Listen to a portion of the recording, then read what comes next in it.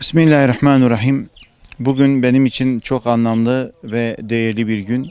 Neden diye sorarsanız 3 yaşındaki Gazze'li yavrumuzun, Rim kızımızın bugün su kuyusunun temelini inşallah Afrika, Etiyopya'da atacağız. O ruhumun ruhu dediği Halit Nebha amcama da buradan sevgi, saygı, selamlarımı, hürmetlerimi gönderiyorum kendisine.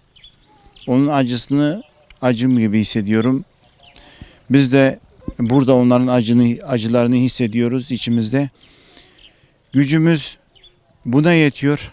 Bugün onun adını yaşatmak, burada Afrika, Etiyopya'da onun temelini atmak.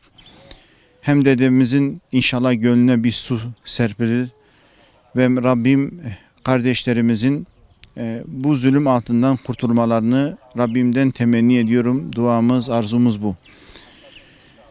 Gerçekten kelimeler kifayetsiz kalıyor bu duruma, bu manzaraya karşı. Bizim en azından yapabileceğimiz ne varsa Allah katında onu yapmaya gayret ediyoruz.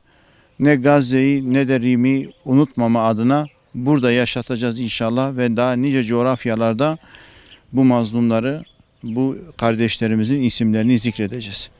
Allah-u Teala mübarek eylesin. Allah şehadetlerini kabul eylesin. Oradaki kardeşlerimize de Rabbim kurtuluş nasip eylesin.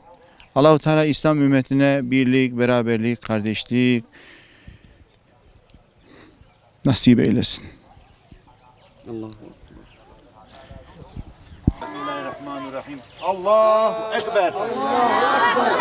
Allahu Ekber. Allahu Ekber. La ilahe illallah. Muhammedun Resulullah. Allahu Ekber. Allahu Ekber. Muhammed rehber.